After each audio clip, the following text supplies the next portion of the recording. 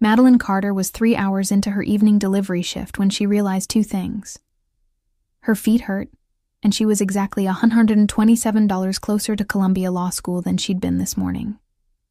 Tell me where you're watching from, because tonight you'll discover that sometimes the best relationships start with the wrong address and Chinese takeout. The Tuesday had been long before the deliveries even started. 24 second graders had that specific brand of chaotic energy that came from too much sugar at lunch and not enough recess because of rain. Timmy had somehow gotten paint in his hair. Sophia had cried because she forgot her library book. 2 boys had gotten into a shoving match over who got to be line leader. By 3 p.m. when the final bell rang, Madeline's voice was hoarse from projecting over the noise. Her professional smile felt painted on, and she wanted nothing more than to go home and collapse on her couch. Instead, she went home, took the world's fastest shower, changed into jeans and her DoorDash t-shirt, and headed back out. Because Columbia Law School tuition was $75,000 a year, and her teacher salary of $52,000 barely covered rent, student loans from undergrad, and the basic cost of existing in New York City, which meant DoorDash 4 nights a week, usually 6 to 10 p.m., sometimes later if orders were good. She'd been doing this for 5 years, had $45,000 saved, only $240,000 more to go. The math was depressing when she thought about it too hard, so mostly she didn't. Just focused on the next delivery, the next tip, the next dollar added to the Columbia Fund. The first few deliveries of the night were fine. Thai food to a family in Park Slope, who tipped well. Sushi to a couple in Brooklyn Heights who tipped okay. Pizza to a group of college kids who tipped terribly. But whatever. She'd been a broke college kid once too. At 8 p.m., she got an order that made her hesitate. Delivery address. Sketchy part of Brooklyn she didn't love going to after dark. Pizza and wings. Customer name, Rodriguez. No special instructions. No tip pre-added. She almost declined it. But rent was due next week, and she was $200 short. She accepted the order. 20 minutes later, she was standing outside a rundown apartment building, 4th floor walk-up because the elevator was broken, holding a pizza box and a bag of wings that smelled amazing and made her stomach growl since she'd forgotten to eat dinner. Again. She knocked on apartment 4C. Heavy footsteps. Door jerked open. The man was maybe mid-30s, baseball cap backwards, eyes slightly unfocused in a way that set off alarm bells immediately. Drunk or high or both. "Pizza," Madeline said, keeping her voice professional and neutral. "That'll be $28.50. He took the box, opened it, counted slices. "Where's my extra garlic knots?" Madeline checked the receipt. "Order doesn't show garlic knots, sir. Just pizza and wings." "I ordered garlic knots. They always forget shit." "I can call the restaurant." "You trying to rip me off?" His voice got louder. "No, sir, I just deliver what the restaurant gives me. I want my fucking garlic knots or my money back." Madeline's heart started beating faster. She'd dealt with difficult customers before, but something about this guy's energy felt wrong. "I understand you're frustrated. Let me call the restaurant and we can—" He grabbed her wrist. Hard. "You're not leaving till I get a refund." Everything happened fast. He started pulling her toward the doorway. Madeline's brain screamed danger, and her body reacted before she could think. She kicked his shin as hard as she could, yanked her arm free, and ran. Down the hallway. Down 4 flights of stairs, her feet barely touching the steps. Out to her car. Locked the doors. Hands shaking so hard she could barely get the key in the ignition. She sat there for 30 seconds, breathing hard, waiting for him to follow. He didn't. She looked at her wrist, red marks where he'd grabbed her. Going to bruise. Great. She opened the DoorDash app with shaking fingers and reported the incident. Marked the delivery as unsafe. Blocked the customer. Then she sat in her car in the darkness and thought about how much she hated this job. 3 more years of this. Maybe 4. unless something went wrong and she had to dip into savings. Then 5 years. 6. She pressed her forehead against the steering wheel. Columbia, she whispered to herself. You're doing this for Columbia. Public defender, helping people, making a difference. This is temporary. Her wrist throbbed. She checked the app. One more delivery available nearby. Chinese food, good neighborhood, better tip. She could go home, should go home. But rent was due, and she was still $200 short. She accepted the delivery. Golden Dragon, the restaurant was called. She'd picked up from there before. Good food, efficient service, always packaged properly. She drove there, picked up the order. Spring rolls, kung pao chicken, fried rice, wonton soup. The bag was warm and smelled incredible. Address, 347 Prospect Avenue, Park Slope. Nice neighborhood. Brownstones, tree-lined streets, the kind of area where people had money and tipped accordingly. She pulled up to the address at 9:20 p.m. 3-story brownstone, lights on in the first-floor windows, well-maintained. Definitely a different vibe from the last delivery. She grabbed the bag, checked the app one more time. Order for Mr. Vasquez. $42, $50 worth of food. Walked up the front steps, rang the doorbell, waited. Her wrist was starting to really hurt now. She shifted the bag to her other hand. Footsteps inside. The kind of heavy, confident footsteps that belong to someone tall. Door opened, and Madeline forgot how to breathe. The man in the doorway was wearing a robe. Dark gray, expensive-looking terry cloth, tied at the waist. His hair was damp, dark brown and slightly wavy, like he'd just gotten out of the shower. He was tall, easily over 6 feet, with broad shoulders and the kind of build that suggested he spent time in a gym, but wasn't obsessive about it. His face was all sharp angles and strong features. Dark eyes, almost black, studying her with an intensity that made something in her stomach flip. Stubble along his jaw like he'd shaved this morning, but it was now 9 p.m. and biology was doing its thing. He was absurdly attractive. Like, unfairly attractive. And she was standing on his doorstep in a ketchup-stained DoorDash t-shirt with a bruised wrist and hair that had been in a ponytail for 14 hours. Perfect. Just perfect. Hi. Her voice came out too bright, too cheerful, overcompensating for the fact that her brain had momentarily short-circuited. Delivery for Mr. Vasquez? He looked at the bag in her hands, then back at her face. I didn't order anything. No. Please don't do this to her. Not tonight. Not after the guy who grabbed her wrist and this whole terrible day. 347, Prospect Avenue. She pulled out her phone with her free hand, checked the address. Yes, but I didn't order food. Madeline looked at her phone again, scrolled through the delivery details, and saw her mistake. 347, Prospect Place, not Avenue. Place. Different street entirely. Oh God, she said, deflating. I'm on the wrong street. I'm so sorry. I'll figure out the right address. She turned to leave, already dreading the drive across Park Slope to find Prospect Place, wherever that was, and this night couldn't end soon enough. Wait.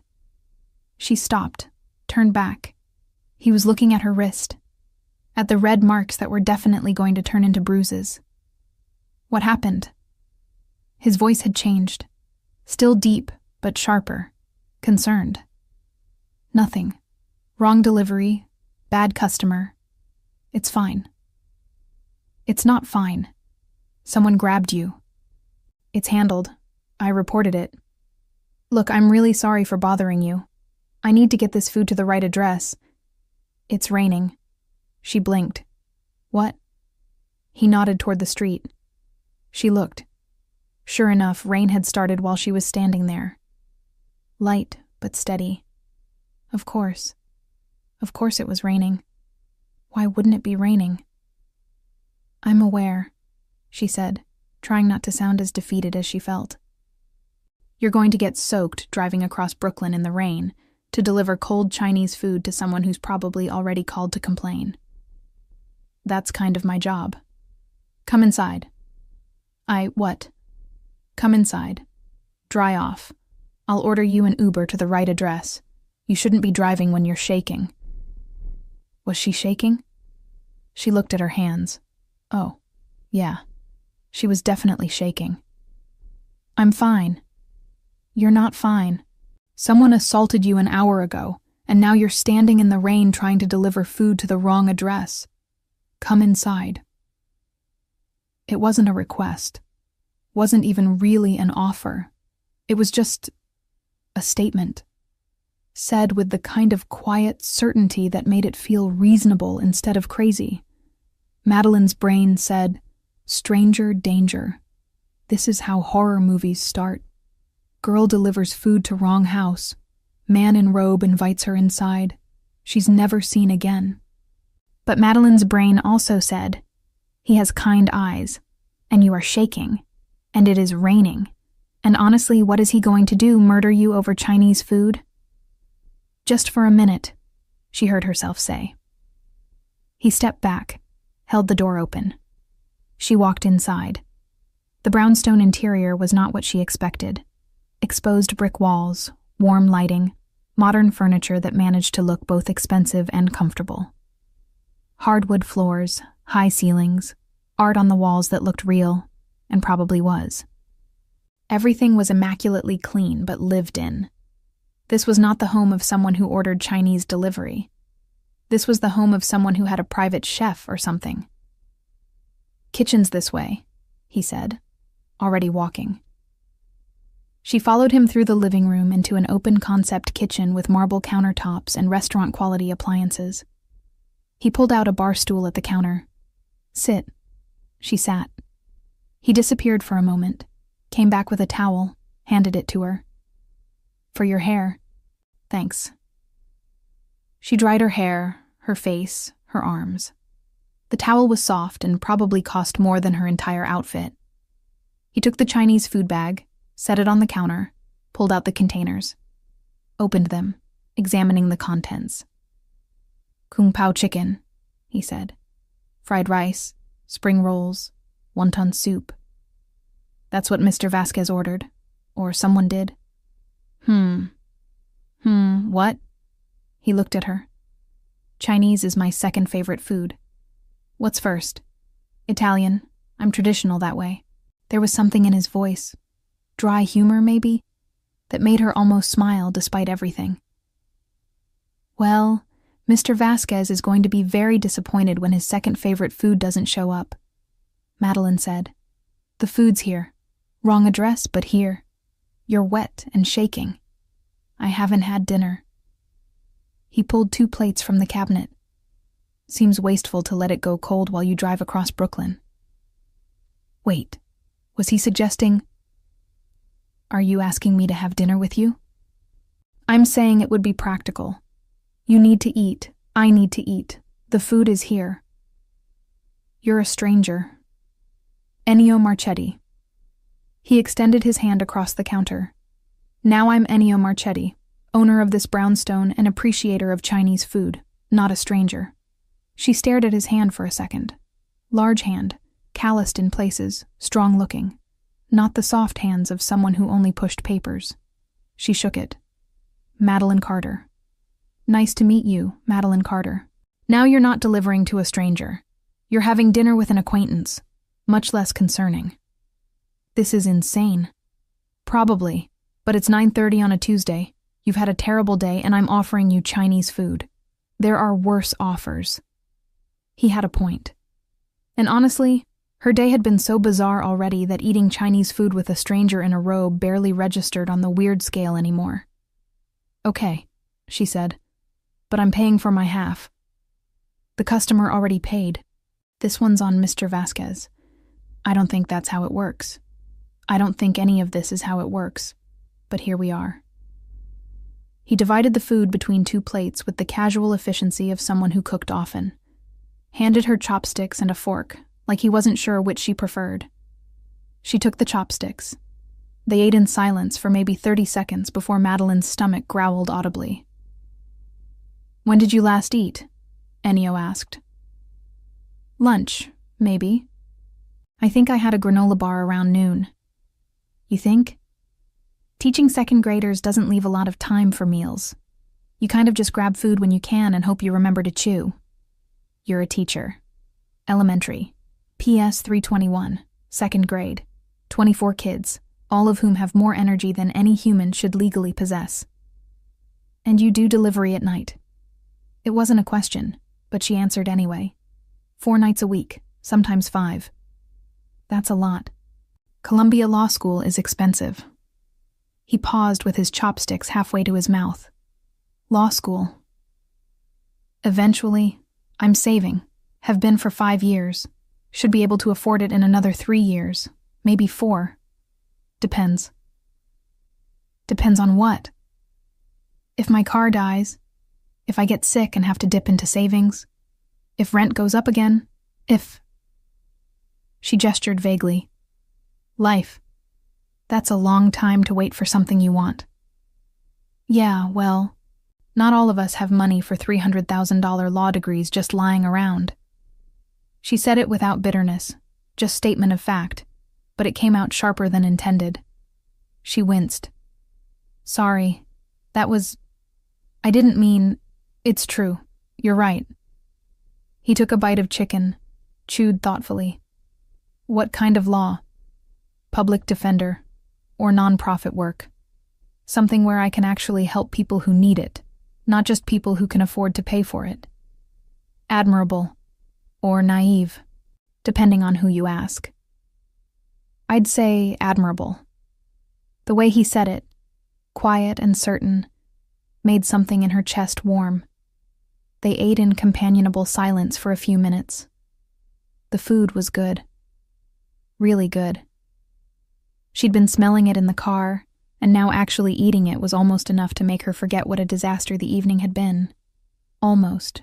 "So," Madeline said, because silence felt weird and conversation felt less weird, "what do you do when you're not eating Chinese food with delivery drivers who show up at the wrong house?" "Real estate. Buy, sell, develop properties." "In Manhattan?" "Brooklyn, mostly.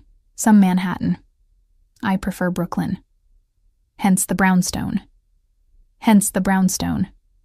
Must be successful to afford Park Slope." "Comfortable," he said, which was probably rich person speak for very successful. "Do you live here alone?" "Yes.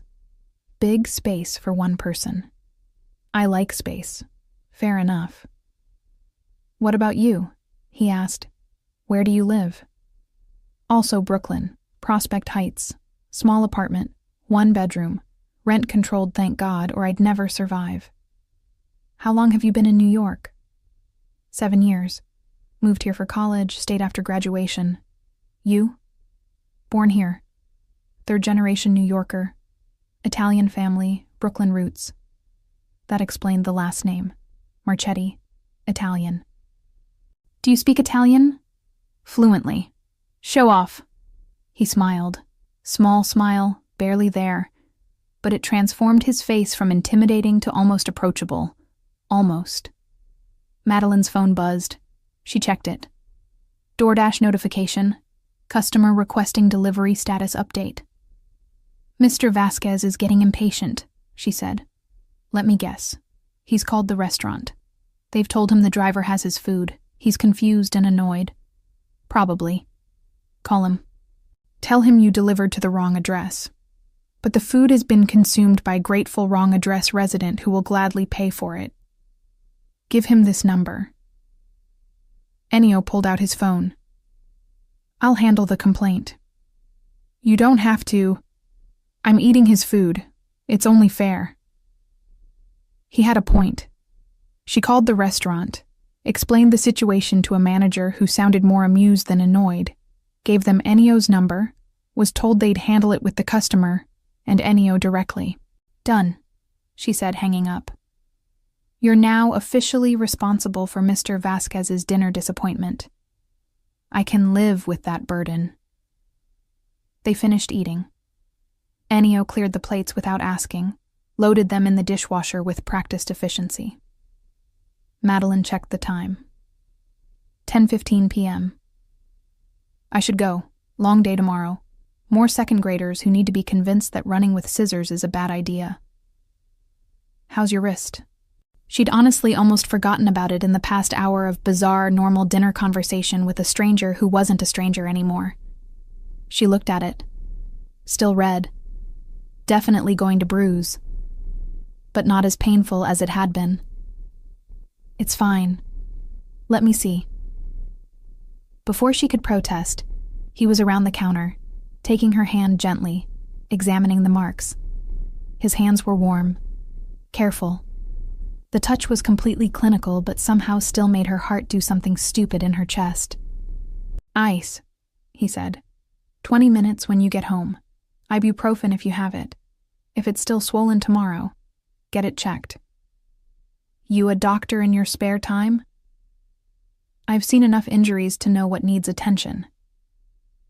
That was an odd thing to say, but before she could ask about it, he'd already stepped back, putting professional distance between them again. Thank you for dinner, Madeline said, sliding off the bar stool. This was weird, but nice. Weird nice. You're welcome. Do you need a ride home? I have my car. Are you okay to drive? Was she? She assessed. Hands steady now, wrist sore but functional, head clear. The shaking had stopped sometime during the meal. Yeah, I'm good. He walked her to the door, opened it. Rain had picked up. She was going to get soaked walking to her car. Madeline. She turned back. Yes? Your number. What? Give me your number, in case Mr. Vasquez wants to complain directly to the delivery driver, or in case the restaurant has questions. That was a flimsy excuse, and they both knew it. But she heard herself rattling off her number anyway, watching him type it into his phone. Got it, he said. I'll text you so you have mine. Her phone buzzed immediately. Message from unknown number. Not a stranger anymore. Ennio. She looked up at him. He was watching her with that same intensity from when he'd first opened the door. But now there was something else there too. Interest? Intent. Drive safe, he said. I will. Ice your wrist. I will. And Madeline? Yes? Next time you're in the neighborhood, deliver to the right address. But if you mess up again, I wouldn't complain. She smiled. Couldn't help it. I'll keep that in mind. She walked to her car in the rain, feeling his eyes on her the whole way. Sat in the driver's seat, rain drumming on the roof, phone in her hand with his number saved. What the hell just happened? She said out loud to no one. Her phone buzzed again. Ennio, get home safe. Let me know when you're there. A complete stranger worried about her getting home safely. A complete stranger who'd fed her Chinese food and noticed her injured wrist and somehow made one of the worst days in recent memory end on a note that felt almost good. She started the car and drove home, already knowing she was going to text him when she got there, and already wondering when she'd hear from him again. 2 days later, Madeline was in the middle of reading time. 24 second graders attempting to sit still and read books at their desks, which was about as successful as herding caffeinated cats, when her phone buzzed in her pocket. She ignored it. Teachers weren't supposed to check phones during class hours, but it buzzed again 30 seconds later. Then again. During her lunch break, she finally looked. 3 texts from Ennio. Ennio. Question. Do you work deliveries on Friday nights? Ennio. If yes, I might have another order that needs delivering. Ennio. To the correct address this time, I promise. Madeline sat in the teacher's lounge with her sad desk salad and stared at her phone. He wanted to see her again. He was ordering food just so she'd deliver it. That was actually kind of smooth. She typed back. I do work Friday nights, 6:10 p.m. shift. His response was immediate. Perfect. Expect an order around 8. Madeline. What if I get a different delivery and can't take yours?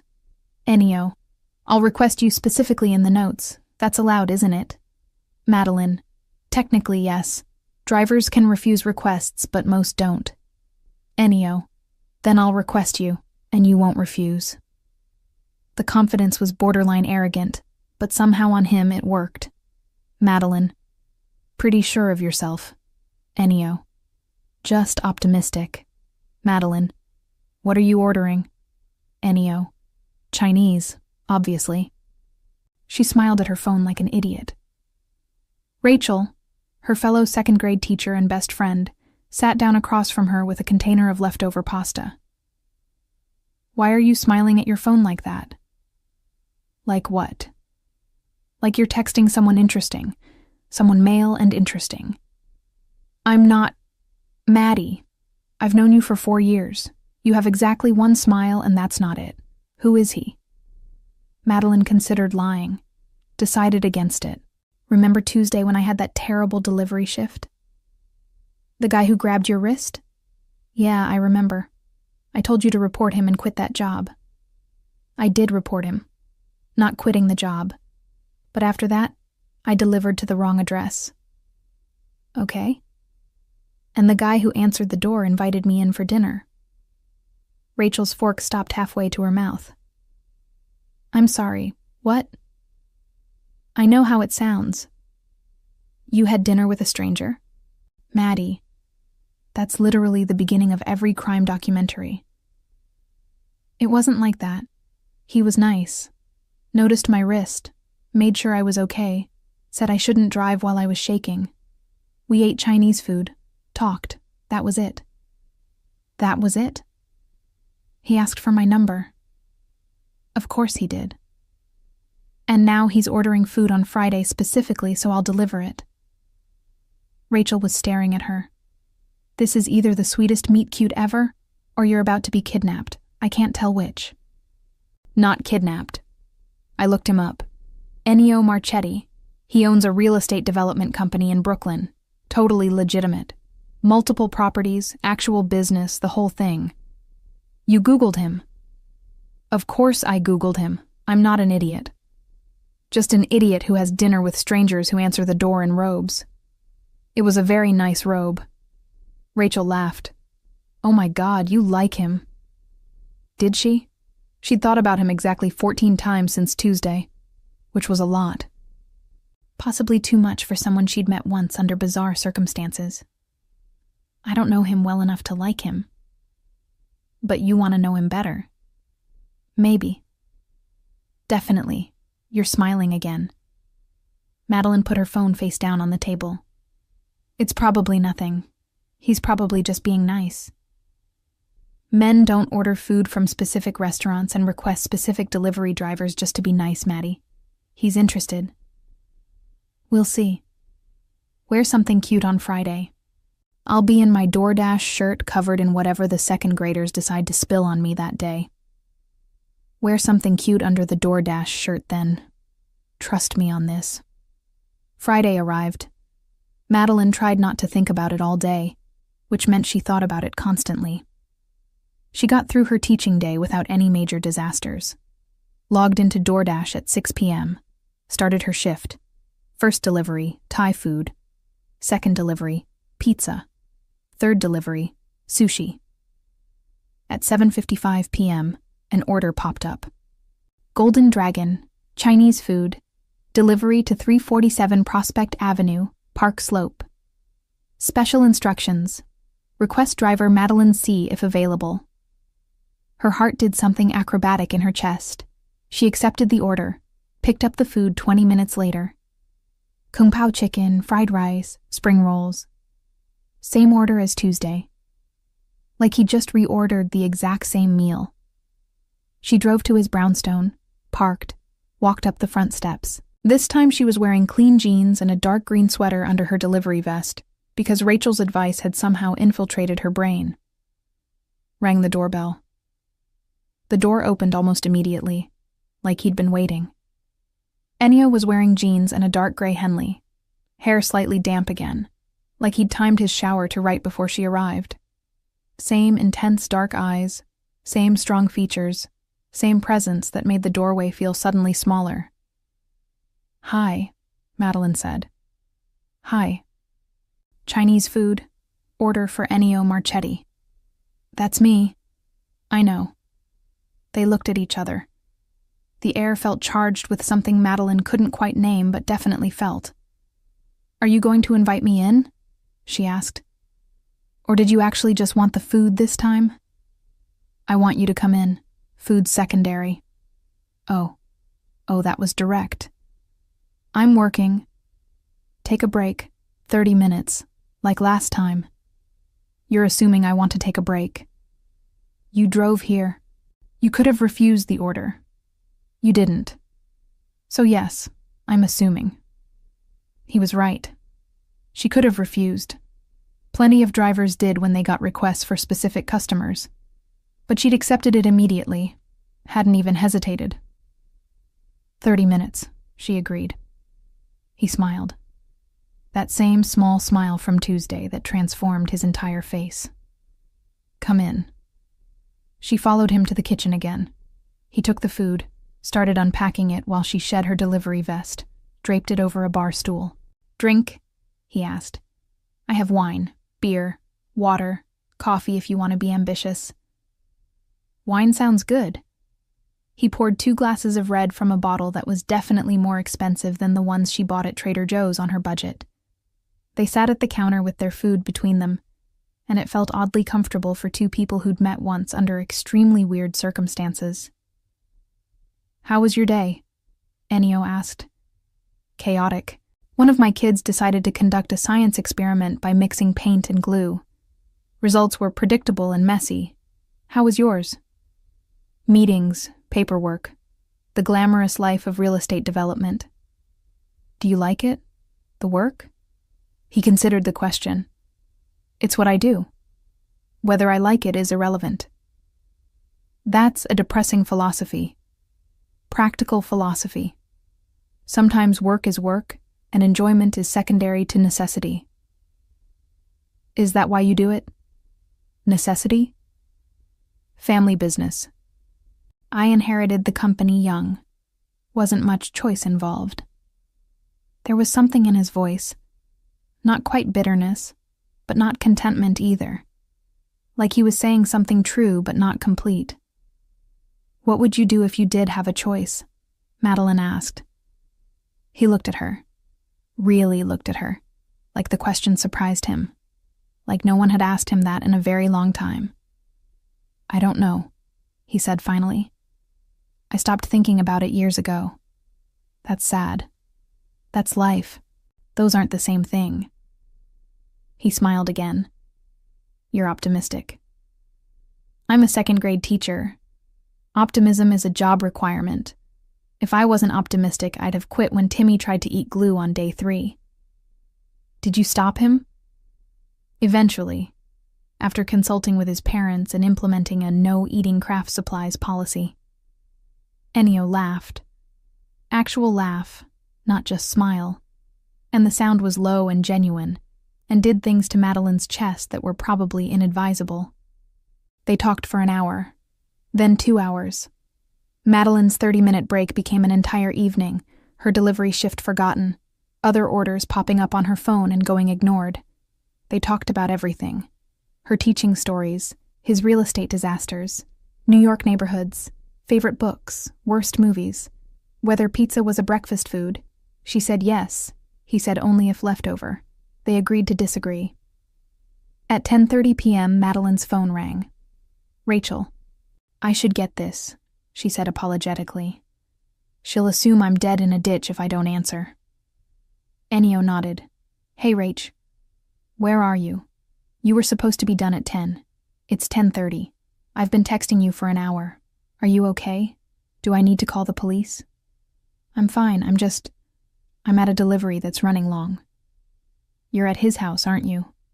"Maybe." "Maddie, I'm safe. He's nice. We're just talking. Just talking. Literally just talking." "For 4.5 hours? Has it been that long?" Ennio, who could definitely hear Rachel's side of the conversation based on volume alone, was trying not to smile. Yes, it's been that long.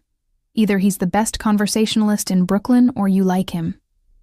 Possibly both. I'll text you when I leave, okay? You better. And Maddie? Yeah? Have fun. You deserve fun.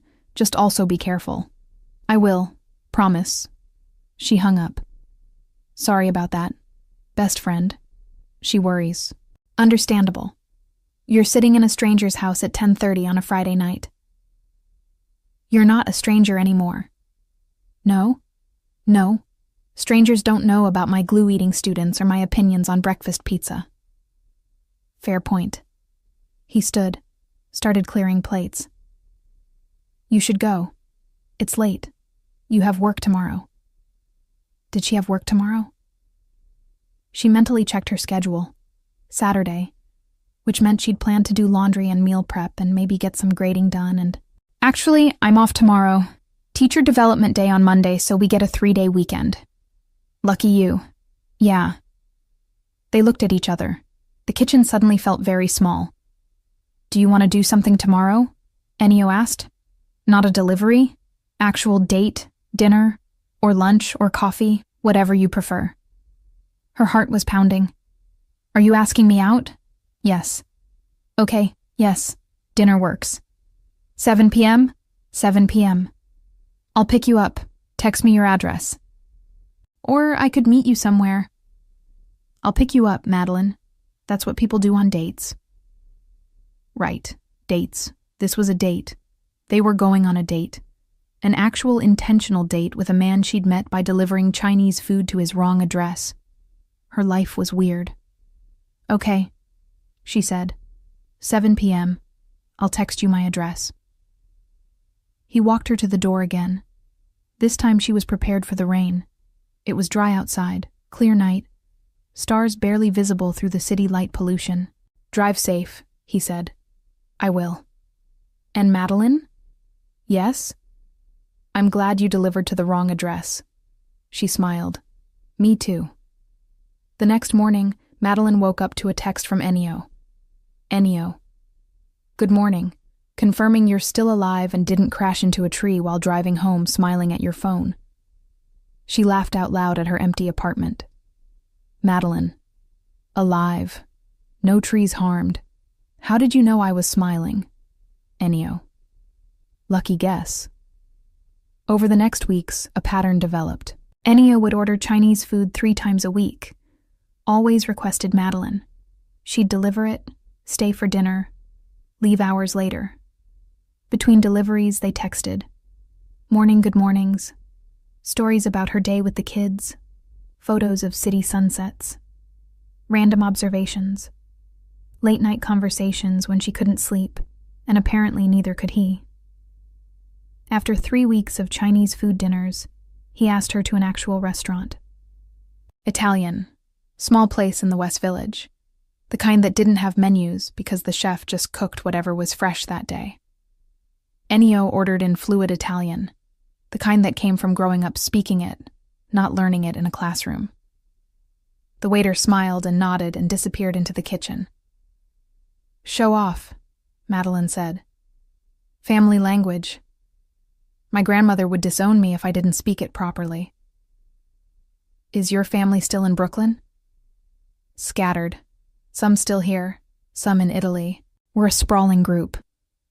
Big family gatherings? Occasionally. Usually holidays. Always loud. Always too much food. Sounds nice. Sounds chaotic. Those aren't mutually exclusive. He smiled. No, I suppose they're not.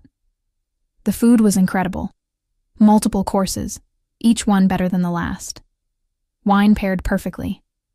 Ennio insisted she try everything, explained what each dish was, watched her reactions like her enjoyment mattered to him. After dinner, they walked through the village. Cold October air, leaves changing, the city dressed up in autumn colors. He offered her his jacket when she shivered. She took it, breathed in the smell of expensive cologne and something that was just him. Outside her building, he walked her to the door. Awkward goodbye moment. First date officially ending, both of them knowing what traditionally came next, but neither quite brave enough to initiate.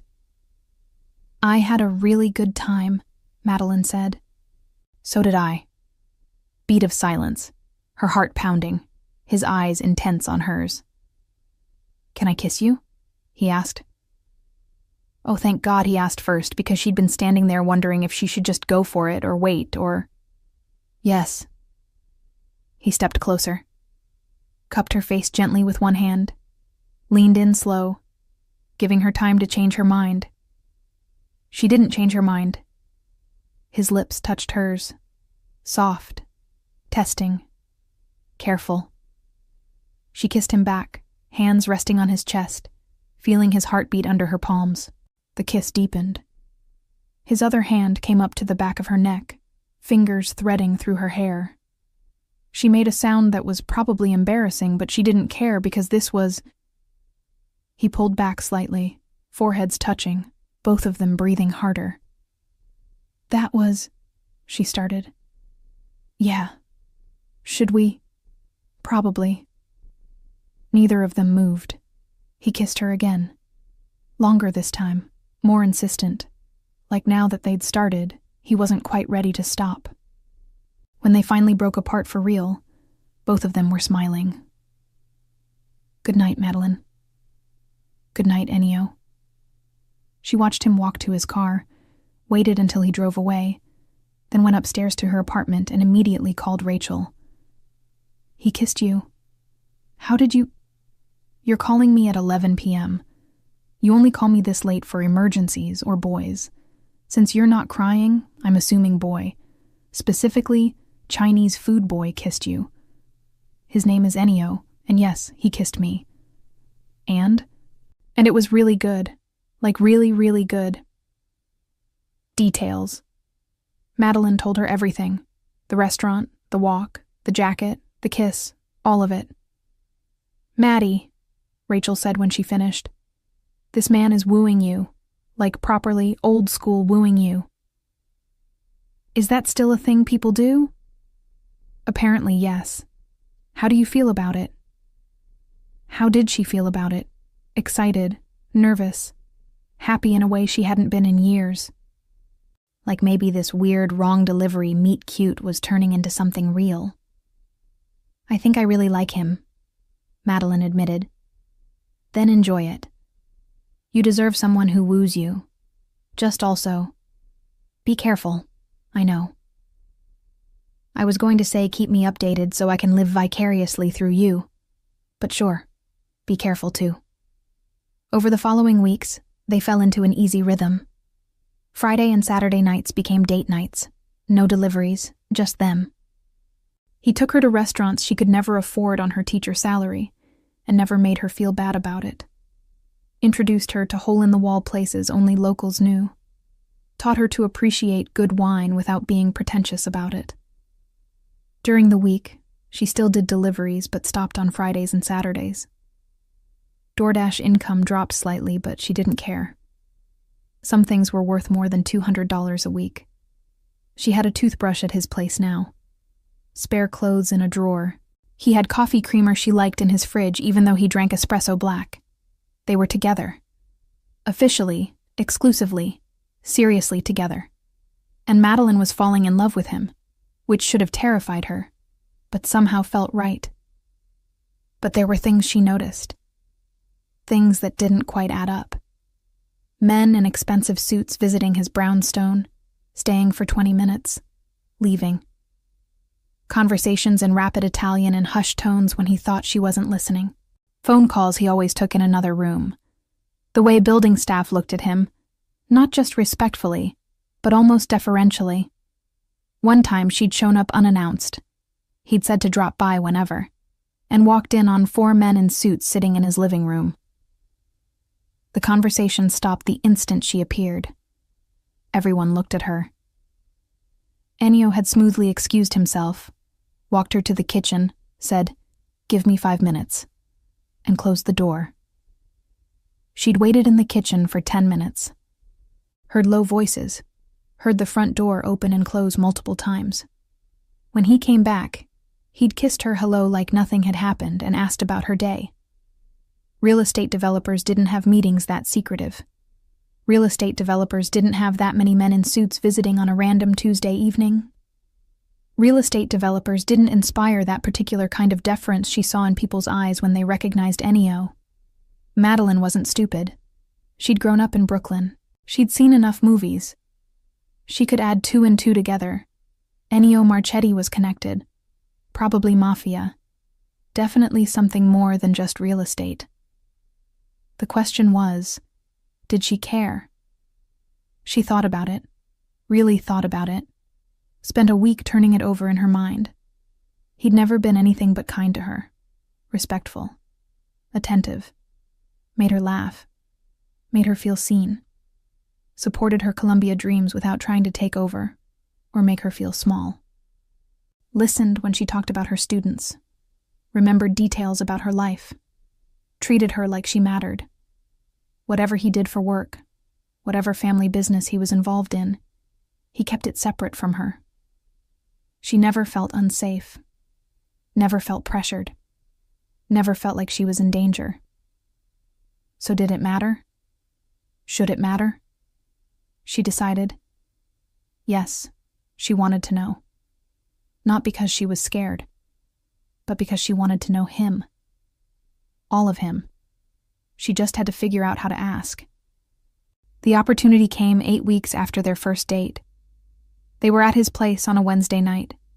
She'd come over after her delivery shift ended early. He was cooking. Something Italian and complicated that involved multiple pots and a level of attention she found both impressive and slightly intimidating.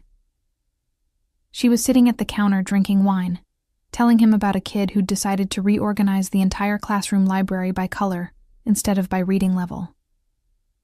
His phone rang. He glanced at it, ignored it. Rang again.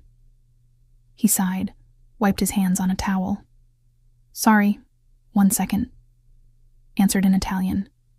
Walked to his study, left the door slightly open. She could hear pieces of the conversation, tone firm, authoritative. Not angry, but definitely in charge. Someone reporting something, him giving instructions. He came back 5 minutes later.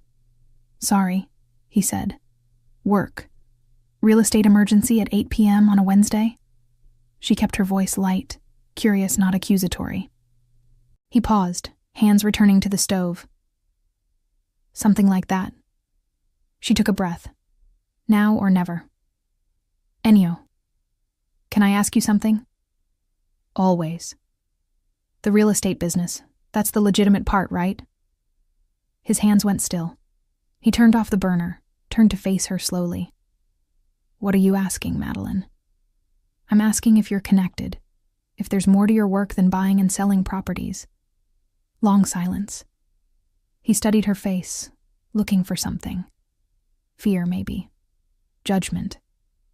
Accusation. "And if I am," he asked carefully, "then I'd appreciate you being honest with me."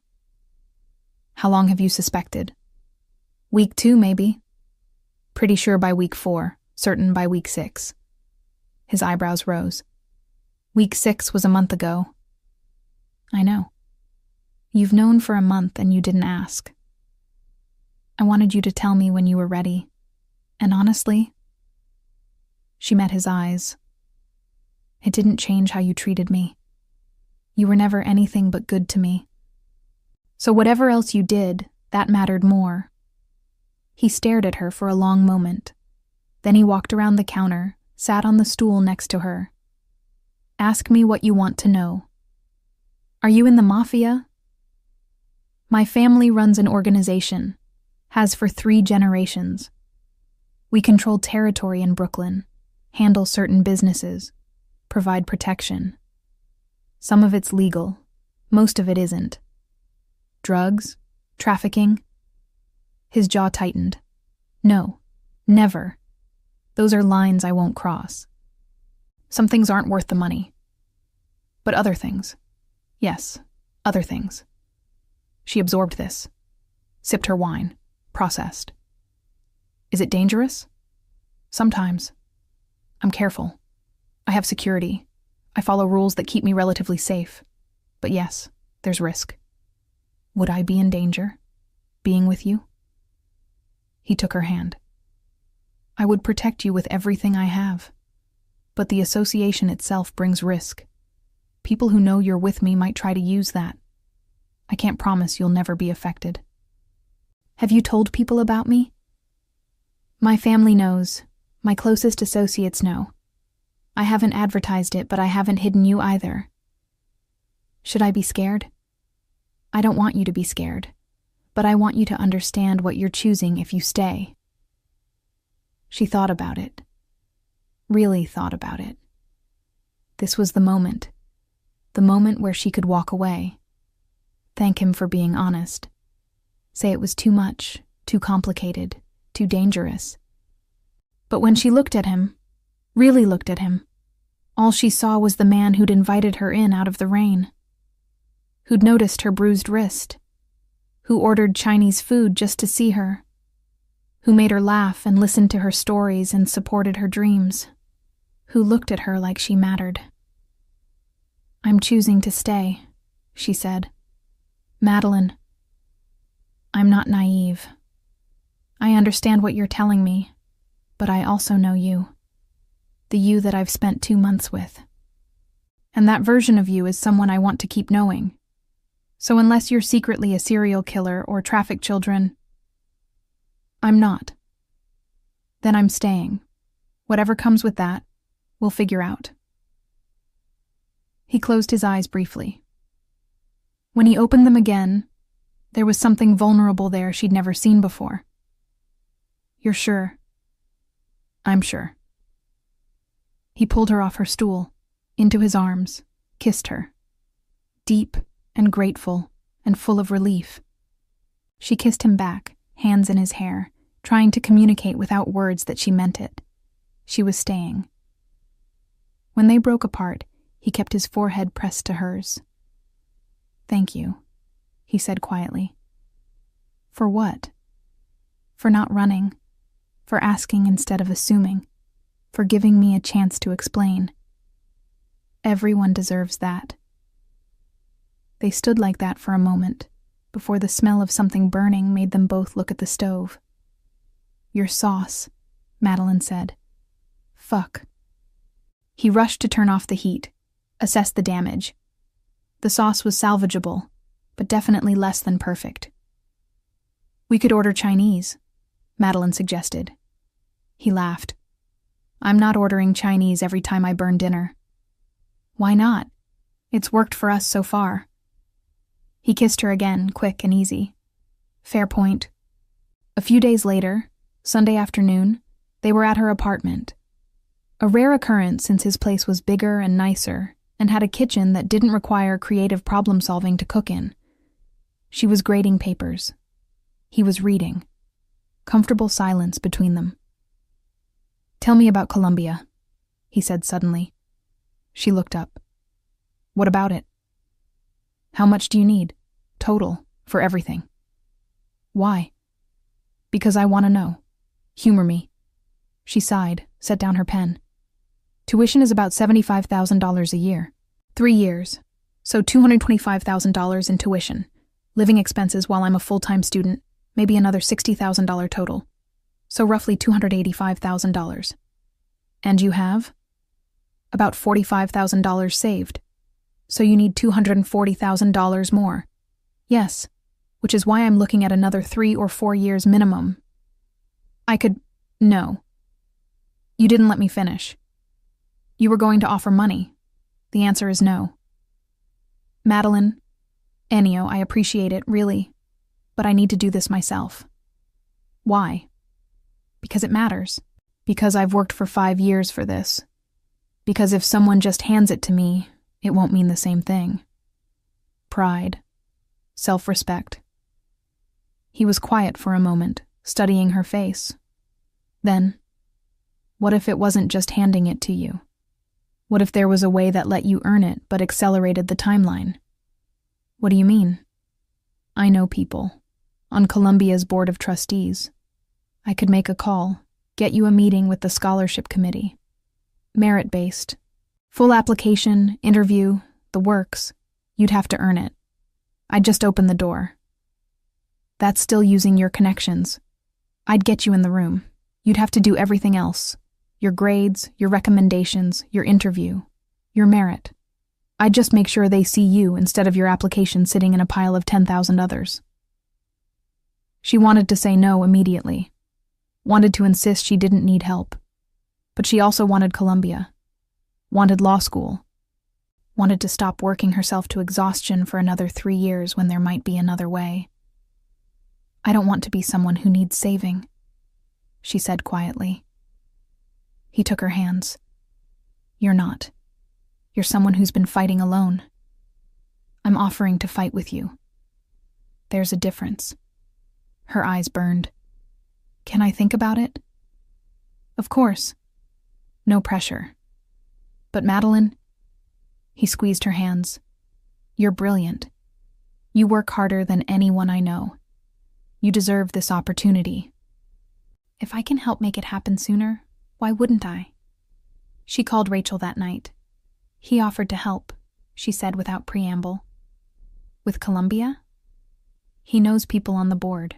Could get me a meeting for a merit-based scholarship. And you said? I said I'd think about it. Maddie, take the help. But, no buts. You've been killing yourself for 5 years. If this man who, yes, I'm saying it, loves you, can open a door, let him. You still have to walk through it. Still have to earn the scholarship. He's just making sure they see you. What if I don't get it? Then you tried, and you keep saving. But what if you do get it? What if you're in law school next fall instead of in 4 years? Madeline thought about it. Really thought about it. A week later, she told Ennio yes. He made the call the next day. Within a week, she had a meeting scheduled. Columbia Law School, Dean Morrison, Scholarship Committee. Full interview for a merit-based full-tuition scholarship. She had 3 weeks to prepare. Ennio helped her practice. Tough questions, no bullshit, exactly what she needed. Why law? Why Columbia specifically? What makes you different from the 500 other applicants? What would you bring to Columbia's community? She answered each one, refined her responses, practiced until she could deliver them confidently without sounding rehearsed. The day of the interview, she wore her one good suit, black, professional, bought on sale at Banana Republic 2 years ago. Carried a portfolio with her application materials, recommendation letters, transcripts. Ennio had offered to drive her. She'd declined. This was something she needed to do herself. But he texted her that morning. You're going to be amazing. Good luck. Columbia's campus was beautiful. Gothic buildings, autumn leaves, students everywhere looking purposeful and intense. This could be her life. This could be where she spent the next 3 years. The admissions building was intimidating in a quiet way. All dark wood and leather, and the smell of old books and academic prestige. She checked in with the receptionist, waited in a small room with 4 other candidates. All of them looked young. Fresh from undergrad, probably. Ivy League written all over them in their expensive clothes and confident postures. Madeline was suddenly very aware that she was the oldest person in the room, that her suit was off the rack, that she taught second graders instead of working at prestigious firms or nonprofits. Stop it, she told herself. You earned this meeting. You belong here. Madeline Carter? She stood, followed an assistant down a hallway to a conference room. 3 people sat behind a long table. 2 women, 1 man. All of them with the particular kind of serious expression that came from interviewing dozens of candidates and being unimpressed by most. Ms. Carter, the man in the center said. I'm Dean Morrison. This is Professor Walsh and Ms. Chen from our scholarship committee. Please sit. She sat, arranged her portfolio in front of her, folded her hands to keep them from shaking. Tell us why law, Dean Morrison began. She'd practiced this. She was ready. I grew up in a working-class neighborhood in Queens, she said. I watched neighbors lose their homes to predatory lending. Watched families torn apart in custody battles they couldn't afford to fight properly. Watched people take plea deals for crimes they didn't commit because they couldn't afford decent representation. The system is supposed to protect everyone, but it only really works if you can afford it. I want to be someone who makes it work for the people who can't. Professor Walsh leaned forward. Noble sentiment. But you've been out of school for 5 years. You're a teacher. Why law now? Why not social work or education advocacy? Because the problems I see in my classroom start long before kids get to me. They start with parents who don't have resources, who don't know their rights, who get taken advantage of by systems that should protect them. I can teach their kids to read, but I can't give them stable housing or fair custody arrangements or justice. Law can. Ms. Chen spoke next. Your undergraduate GPA is 3.7. Good, but not exceptional. Your LSAT scores are in the 85th percentile. Again, good, not exceptional. We have candidates with perfect GPAs from Harvard, Yale. What makes you different? This was the hard one, the one she'd been dreading. I worked 30 hours a week through college, Madeline said. Paid my own tuition, graduated without family money or connections. My GPA was 3.7 because I was studying between shifts at a restaurant and sleeping 4 hours a night. I'm not making excuses. I'm saying that every point on that GPA was earned twice over. And I've spent 5 years working 2 jobs saving for law school. That's discipline. That's perseverance. That's exactly what law school requires. You do delivery work, Dean Morrison said, not a question. DoorDash according to your application. Yes, 4 nights a week. That's admirable, but it also suggests financial instability. Law school is demanding. How would you handle the workload while managing financial stress? This scholarship would eliminate the financial stress, Madeline pointed out. That's why I'm here. I'm not asking you to take a chance on someone who might not be able to finish. I'm asking you to invest in someone who's already proven she'll work harder than anyone else in the room to achieve her goals. The 3 of them exchanged glances. She couldn't read them. What kind of law do you want to practice? Professor Walsh asked. Public defender work initially. I want to represent people who can't afford representation. Eventually, maybe nonprofit advocacy, civil rights, housing law, anywhere I can make a difference for people who need it most. That's idealistic, Ms. Chen observed. That's intentional. Public defender work is hard. The pay is terrible. The hours are brutal. Most people burn out in 3 years. Most people don't have my reasons for doing it. More exchanged glances. Dean Morrison leaned back. Ms. Carter, why Columbia, specifically? Why not Fordham or Cardozo or any of the other New York schools? She'd practiced this too. Columbia has the best public interest law program in the city. The clinical opportunities are unmatched. The faculty includes people whose work I've been reading for years. And yes, the prestige matters. Because when I'm in court representing someone who can't afford their own lawyer, I want the prosecutor to look at my credentials and know they're not dealing with someone who's outmatched. That got a reaction. Small smiles, almost approval. They asked more questions, about her teaching experience, about specific areas of law she was interested in, about her writing sample, about recommendations. The interview lasted 90 minutes. By the end, Madeline felt wrung out and energized in equal measure. She'd given it everything.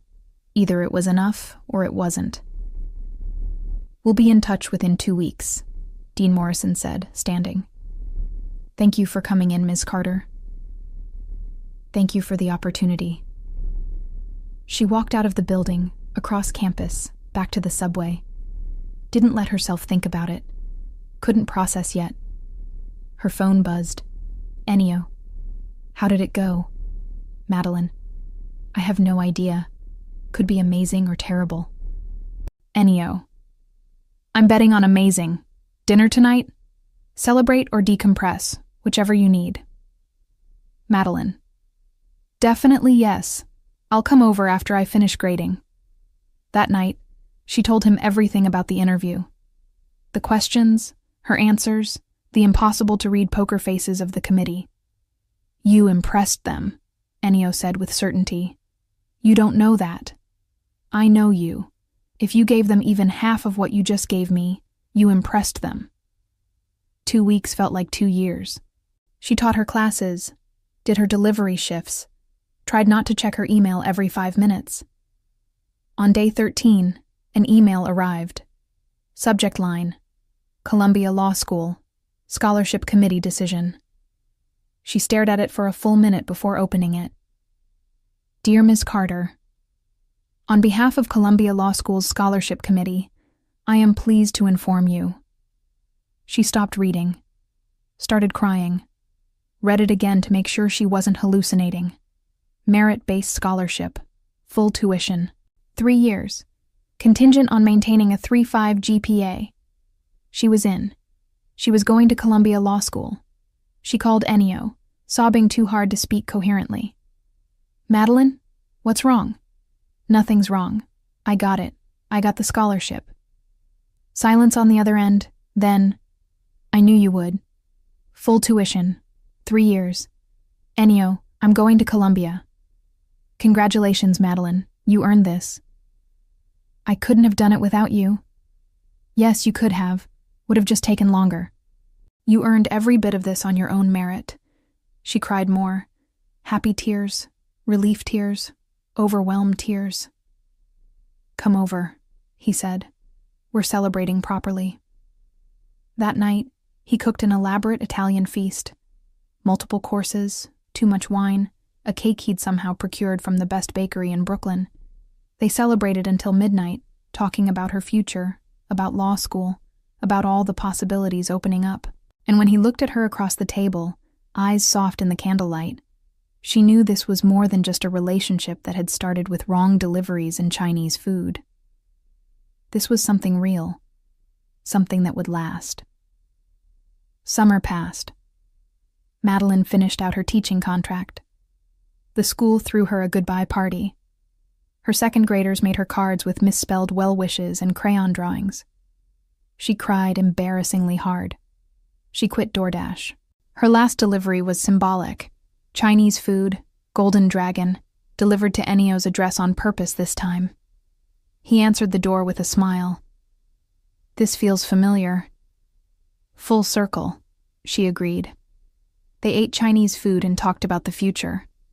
Law school started in September. She'd registered for classes, bought textbooks, had her schedule figured out. It's going to be intense, she warned. I'll have less free time, more stress, probably be impossible to deal with during finals. I'll take whatever time you have, he promised. And impossible. Madeline can't be worse than second grade classroom Madeline after a difficult day. You'd be surprised. He reached across the table, took her hand. We'll figure it out. Whatever it looks like, we'll make it work. You're sure? I'm sure. 1 year later, almost to the day, Madeline was in Ennio's kitchen studying for her fall semester finals. Books covered every surface. Her laptop was open to case law. She had highlighters in 4 different colors and could feel a stress headache building behind her eyes. Law school was exactly as hard as everyone had warned, but she was thriving. Top 10% of her class, moot court team, already thinking about summer internships at public defender offices. Ennio was cooking. Something that smelled amazing and required his full attention, which meant she could study without feeling guilty about ignoring him. The doorbell rang. I'll get it, she said, grateful for the break. She opened the door to a DoorDash driver, young woman, early 20s, looking tired in a way Madeline recognized intimately. Delivery for Ennio Marchetti, the driver said. Madeline took the bag, paid, added a generous tip. Thank you. Drive safe. The driver smiled, clearly surprised by the tip amount. You too. Have a good night. Madeline brought the food to the kitchen. Chinese food. Golden Dragon. You ordered Chinese food, she said. Ennio turned from the stove. I did. You're cooking. I know. So why? Because it's our anniversary. 1 year since you delivered to the wrong address. Seemed appropriate. She laughed. Set the bag on the counter. You're ridiculous. You love me. I really do. He turned off the burner, came around the counter, pulled a small box from his pocket. Her breath stopped. Madeline Carter. He opened the box. Simple ring, sapphire center stone. You walked into my life by accident. Stayed by choice. Made everything better by existing. Marry me. She was crying, nodding. Yes. Obviously, yes. How is that even a question? He slid the ring onto her finger, kissed her, deep and sure and full of promises about their future. You planned this, she said against his lips. I ordered Chinese for the occasion. She laughed through tears. Of course you did. Should we eat it or finish the food I was actually cooking? Chinese. Definitely Chinese, for old time's sake. They sat at the counter eating kung pao chicken and fried rice and spring rolls, planning their future. Small wedding, just family and close friends. Her graduating from Columbia. Him supporting every step. Building a life together that neither of them had planned, but both of them wanted. Can you believe this started with a wrong delivery? Madeline asked. Best mistake you ever made. Second best. What's first? Saying yes just now. He smiled. I'd argue that was the best decision you made, not a mistake. Fair point. Then the best mistake was delivering to 347 Prospect Avenue when I meant Prospect Place.